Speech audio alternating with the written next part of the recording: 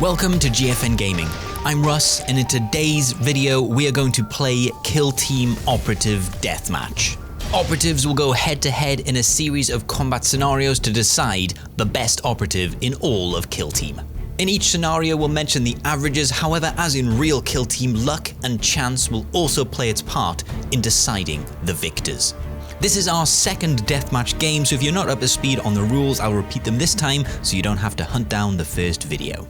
Deep in the depths of a hive city, on the lowest level that can still support life, is the last Western-themed saloon still in business.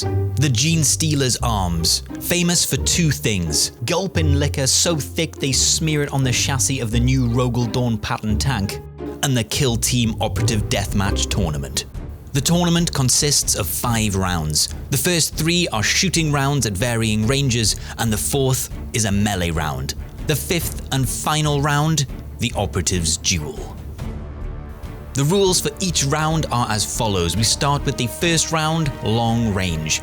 Operatives perform a shoot action or any other 1 AP ability that equates to a shooting action as long as it is within range of the target.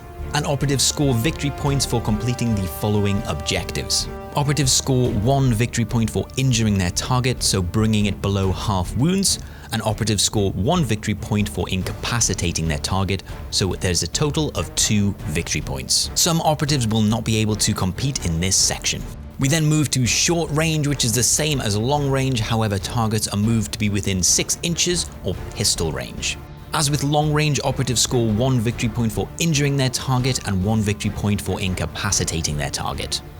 Then, to accommodate close range shooting, we move to the close range round, which is the same as the previous 2 shooting rounds, however range is now drawn at 3 inches away. As in the previous 2 rounds, operatives score 1 victory point for injuring their target and 1 victory point for incapacitating their target for a total of 2 victory points. With the shooting out of the way, we then move into melee.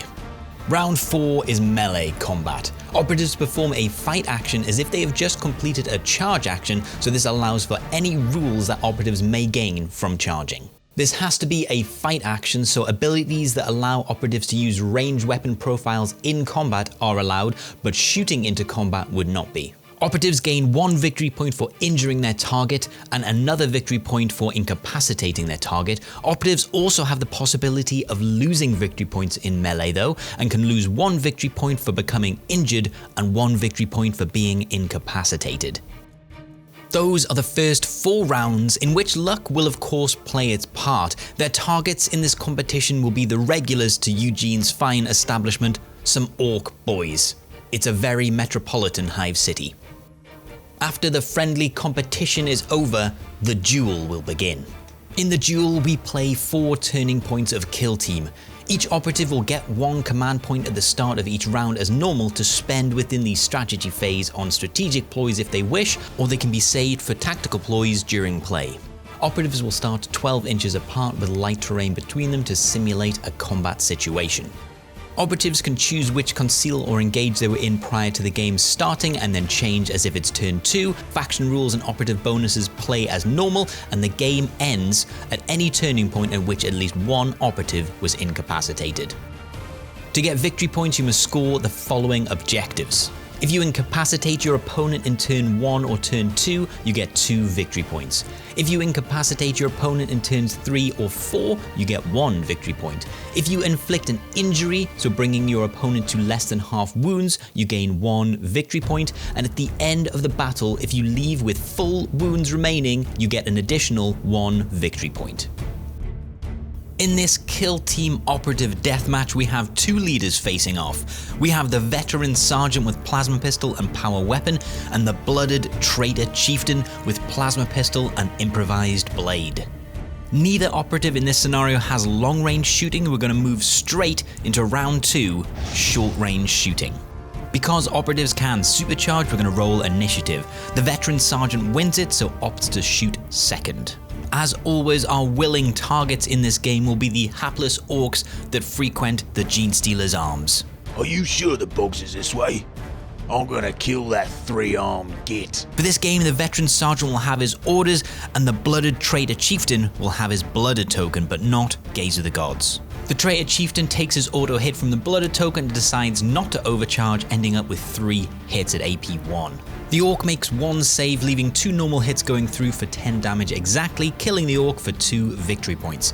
This is a fairly typical conclusion to this attack. The Traitor Chieftain will deal on average 12.7 damage in this attack with a 79.9% chance of killing the Orc with a non-supercharged plasma pistol shot. Seeing the kill, the veteran sergeant issues the take aim order to reroll 1s and supercharges his plasma pistol, taking his successful kill chance up from 82.20% to 90.55%, a lot higher than the Traitor Chieftain's odds at 79.9%. The veteran sergeant gets 2 hits, a miss and a 1, re-rolling the 1 with take aim into another normal hit, and at AP 2 that's a guaranteed kill now, and the Orc fails its 1 save anyway, taking 15 damage for another 2 victory points for the veteran sergeant. Looking at the odds, the re-rolling 1s from the take aim orders gives the veteran sergeant a slight edge in damage dealt, with an average damage going through for the veteran of 12.90 and just 12.07 for the chieftain, so it's very close as we move into round 3. We're into round 3 and it's still plasma pistols, so both sides have equally good chances near enough of winning. The blooded chieftain wins and opts to shoot second, so we'll be starting with the veteran sergeant. Supercharging, the sergeant gets 2 crits and 1 hit, and the Orc fails its only save, taking 17 wounds in total, just slightly above the average of 14.6 over this attack, and that's 2 victory points for the sergeant. The Traitor Chieftain opts to supercharge as well and takes the auto hit, ends up with a crit and 2 misses, 1 being a 1, so he takes 3 mortal wounds. Wounds don't carry over to future rounds, however if an operative dies during a shooting round due to hot, then they lose all points scored in that round. The Orc fails its save and will take 11 damage, taking it out of action with a fairly average amount of damage being done for 2 victory points. A supercharged plasma pistol for the veteran sergeant is on average dealing about 14.60 damage, easily taking out an Orc around 91% of the time. The Traitor Chieftain comes in slightly under that average with 13.76 damage and around an 89% chance of killing the target, so it's still pretty close. Although the veteran guard looks a lot more capable in combat than this Traitor guard loadout, and we move straight into the melee round. We're into the melee round and we start with the initiative roll-off, which is won by the chieftain, so the veteran sergeant will be going first. The veteran sergeant takes fixed bayonets, giving him reroll 1s and charges in, getting 2 hits and 2 1s, which are rerolled into a crit with lethal 5. It's a slightly below average roll for the Orc, getting just a crit and a hit. The sergeant deals 6 damage with the crit. The Orc can't save its life, so strikes for 4 damage, not enough to injure the sergeant before the next strike takes the Orc out of action for 2 victory points. In terms of an average combat, we did accidentally add 1 attack to an Orc's baseline with fists, but based on that, the Orc would on average take 9.12 wounds and the sergeant would take 5.18, with the Orc only having a 23.59% chance of actually killing the sergeant and the sergeant getting a much healthier 61.53% chance of killing the Orc. So it was a slightly better than average result for the sergeant, but not by much. The Traitor Chieftain takes their auto normal from the blooded token and rolls, getting a crit, a hit and a miss for a total of 2 hits and 1 crit. The Orc rolls about average, getting 3 hits. The Chieftain doesn't now have enough damage to kill the Orc, so plays to live, choosing to parry with its first dice. The Orc then hits for 3 damage, the Chieftain parries and hits with a crit finally for 5 damage total, which isn't enough to bring the Orc below half, so it's a 0 score for the melee round. Going into the combat, and the average damage caused by the Traitor Chieftain with their blade was only ever going to be 6.33, and the chance that they'd actually kill the Orc is down to a staggeringly low 5.76%, whereas the Orc has around a 60% chance of actually taking the Traitor Chieftain out of action. Now, it's time for the duel. So as we head into the duel, the scores stand thusly. The veteran sergeant has 6 victory points, maxing out all of his scores, and the Traitor Chieftain has 4 victory points, failing to pick up any points in the melee round. We allowed 3 equipment points in this battle. The veteran sergeant takes the rosary, and the Traitor Chieftain taking armor plates and wicked blade. We changed the arena layout slightly to facilitate hopefully longer duels, adding a piece of heavy terrain in the middle, and we allow the initiative roll-off winner to pick attacker or defender, and the defender chooses their deployment zone, where the attacker goes first. The Traitor Chieftain won the roll-off and picked to be the attacker, and here's where they deployed. As defender, the veteran sergeant takes the hold position order and plays take cover for 1 command point. The traitor chieftain applies his blooded token but saves his command points. Not able to get into a position to shoot, the traitor chieftain has to play it a little cagey, so he makes a move and a dash to get here. With a bit of measuring, the traitor chieftain is out of range of a charge due to the veteran sergeant not taking move, and if he moved normally would only get here, so would be unable to shoot. So with the confirmation that there's going to be no fireworks this round, we move over to the veteran sergeant and he moves here, closing the gap between the 2 combatants while staying concealed. The blooded chieftain wins the initiative again. The vet sergeant takes take aim, the blooded spend a command point for glory kill, and the guard once again use the take cover strat ploy. With the current positioning, the blooded traitor chieftain can't get the veteran sergeant, but the veteran sergeant can get into a position and range to shoot the traitor chieftain, so he takes the first turn and withdraws even further into the furthest edges of the arena.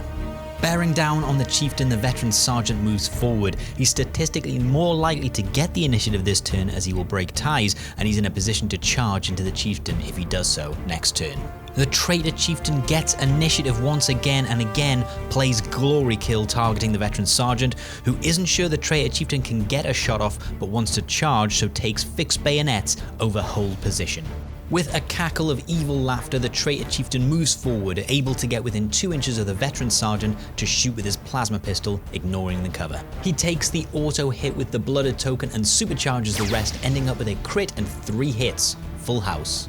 At AP 2, the vet sergeant only gets 1 save and they do make it, and even with the rosary removing the damage from the crit, there's still 10 damage going through, taking the veteran sergeant out of action. However, the veteran sergeant saved his CP for this case, and he will now play for a draw in the duel, which could see the veteran sergeant potentially come out on top in the scorecards. They play in Death Atonement, which means the sergeant only gets removed at the end of the next activation and they're not injured. They supercharge their plasma pistol and fire back into the traitor chieftain. Hitting on 3s with 4 shots, and it's a slightly below average roll, only getting 2 hits. It is enough to kill the chieftain, however they do still have a command point to potentially reroll their 1 defense dice, and they're going to.